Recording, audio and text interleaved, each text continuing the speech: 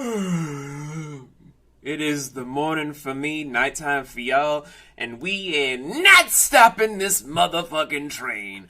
Hello everyone, and I'm already pissing off YouTube. I'm back, baby, cause now we're here with episode 5 for Snowpiercer Saturdays with Justice Never Boarded.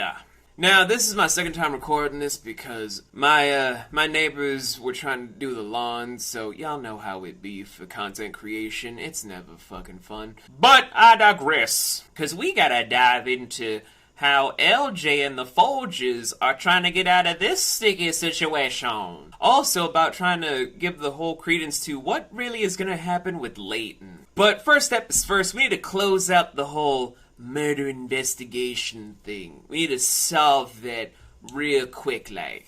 Let's talk about it.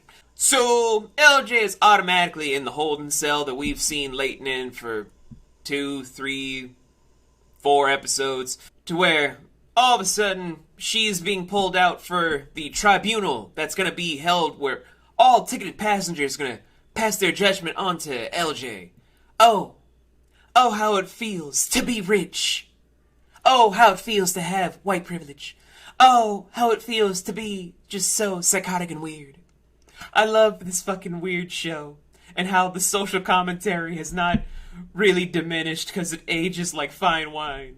But Third Class is not happy, because for the last 4 episodes, they've had to get pimp slapped again, and again, and again, and again, to where they've had 3 of their own slaughtered wrongfully for either being victims or being framed for a crime they never committed. And all of it with the cost to living just diminishing more and more, with how even when shit happens that has nothing to do with Third or even the tail, they get the brunt of it all, while First and Second just kind of ooze on by with no problems, because they did nothing wrong. Because they're at the seat of power that can get whatever it is that they demand for, everything that they wish. And in 2021, if you are not making a full-blown salary of like 3.7 mil as your net gross, you understand. So Third Class is automatically like, listen, let's send a message. Here is a plate of insects for First Class so that we can get heard. Because we want to talk to the voice of Wilford. We want to talk to Melanie. And Melanie is being approached by Miss Audrey in the night car about trying to make sure there's equal representation on the tribunal for First, Second, and Third Class. No tail, because they don't believe in tail representation. As such, Melanie has a lot to consider, but also there's some more heat down her neck for a plot thread we're going to be seeing over and over again now that the opening act is done. Because the Folgers are an interesting case about what blue blood, white privilege is going to be in the entirety of this series. Because now that LJ is free, sort of, they're trying to make sure that she stays free. By trying to make sure that she's prepared for the trial, by trying to say what she can say, what she can't say, how to act with the tribunal, how to make it so she can sway the crowd, make sure the audience is on her side. But then we get into like the weird motif that kind of gives off the air that, while watching the series, I thought had a very incestuous edge to it. Allow me to elaborate. So with the Folgers, the main notes that we get now is that they are automatically rich individuals that have the air of what it means to have class on your side. What it means to have all of the world be at your beck and call and at your ever-loving mercy because you have the almighty dollar. No matter what your country of origin is, that is your motherfucking credence of power. That almighty dollar, that almighty yen, euro, franc, pound, quid, whatever it is that you have to your name. That is what their viewpoint is. Along with the fact of LJ's whole entire dynamic with the family makes it even more unsettling, where you find out in this episode that Mr. Folger has a fake eye. One that he can easily remove and have LJ play with by putting it in her mouth. And the reason that she's able to do this with him is, one, as we found out from episode 4, he can't say no to his daughter. No matter what the circumstance, no matter what the act, no matter what it is, he will never say no to his child.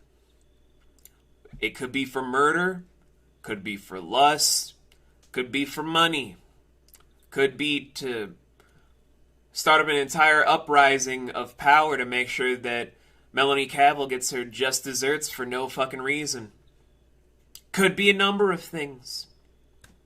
He couldn't say no. And the second thing that we've learned is that LJ has always had a history to where her own rage and vile nihilistic view set has always been so prevalent, always been at the forefront about what it is and how to basically curve it into a nasty behavior. And it all started from the Folger's perspective when LJ was 7 and she stabbed out her father's eye with a fork. Apparently still with jam on it. Jam and her own father's blood. But rather trying to make sure that they can curtail this behavior to then be eradicated, to where she doesn't have to be this horrific monster, they protect it, they nurture it, they shelter it, to make sure that LJ never ends up getting the help that she needs to not be what she ended up being. A nihilistic killer that used a man that she used that good punani on, because when you watch the episode, she's just like, Eric had a hold on her. It's like, nah, LJ. No dick is that good. It's all the power of a good punani. That can change any man to do the worst act imaginable. Even just kill people after holding them down to get castrated by an insane redhead with blue eyes that happens to be in first class. That's the power of a good punani. You cannot say that the dick is that good. No dick is that good. So, from all that standpoint of the Folgers automatically having the air of not only being monsters by societal standpoints, but also just full-blown monsters in an incestuous context manner, this is going to be one of the weirdest antagonists that the series will ever truly have. No matter what will come next, the Folgers are probably the better case study about what happens when you're given too much authority to blue bloods that never truly washes away. It's truly an unsettling sight that I personally hate. And it's something I want to dive into when I have the time, but we don't have it now. So with the Tribunal having its own forces assembled for the first, second, and third, having their own equal say, and Oz and Till going through their own thing, where Till in the background with Jinju was working out some things to live together, where now Till is a probational second classer while also being a brakeman. It's honestly kind of stupid. And Oz being Oz, a fucking prick. It's still going in that weird dynamic hole about what's going to be the ultimate change for the train. Now that third is getting more of a say, and the first class is kind of shaking in their boots because Wilford's bending the knee. Not for the wake of the third being a threat, but more they're just quaking in their boots about Wilford being out of touch and Melanie's having too much say. That's what they think is the threat. Not what's going on beneath them in other classes. The threat is Melanie, which is a misguided attempt of control. And with it, they keep trying to sow the seeds of what's going to be the next stage in the series, with Mr. Folger trying to do an entire thing with First Class and the Jackboots commander about what they need to start doing to usurp power from Melanie to be the only voice of Wilford, by trying to make sure everyone goes into the whole dichotomy flow of we're going to play nice for now, but whittle away at the defenses of others so that no man, woman, or child will stand against us when we take the train. And that seed of deception is going to be the ultimate downfall because they're going for the wrong targets. And they don't even fucking know it. With that same standpoint, it's also giving root to Ruth about questioning Melanie, even though she has no real reason to doubt Melanie yet. There are reasons to doubt Melanie in the whole grand scheme of things, but her being the voice of Wilfred and Wilfred being out of touch and not passing order for the train, that's not the right elements to be arguing with for Melanie. Because every system has a different change to it. Every single life cycle has to go through change in order to evolve. But first and second class are too blind by their own privilege to see what the growing problem is. And that's what's the most interesting thing. And the core of it all are the most blind, ruthless individuals at the heart of it, which are Lila and Robert Folger, with the ultimate demon being LJ. That's interesting, that's compelling, and it's building up more to the stakes than what the opening act gave us. But anyway, before I start boring you guys with me being analytical, more testimonies are being delivered than expected for a lot of people. From doctors, from eyewitnesses finding bodies, from Roche, from the brakeman talking about Eric Sato. I can never get that man's last name correct. And even going into Jinju being the last hostage, talking about LJ's demeanor about driving Eric to do what he did. It all then culminates, of course, to Miss Audrey from the night card doing an impactful speech that should have been an awakening for everyone in first and second class. The problem, though, is that no one's taking the obvious problem seriously. And with it is coming a disaster that none of them are prepared for. But when LJ takes the stand in a pretty much well-choreographed thing by her actress, the way it's directed is honestly the most interesting feat, because you can tell the tears are fake for a lot of it, but how she's phrasing it is also true. She loved Eric, but not in the way of a romantic partner, or even a sexual partner, because again, power of a good punani, that can work wonders. But the ultimate thing is that she loved having a tool. She loved inspiring the fear in him that she needed to be the only force in his life.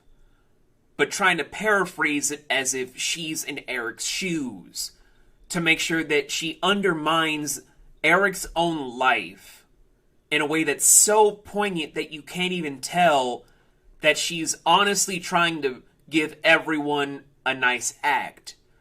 The way it is of small nuggets of truth in an overall... The way it is for small nuggets of truth in an overarching lie for someone like LJ is very fascinating.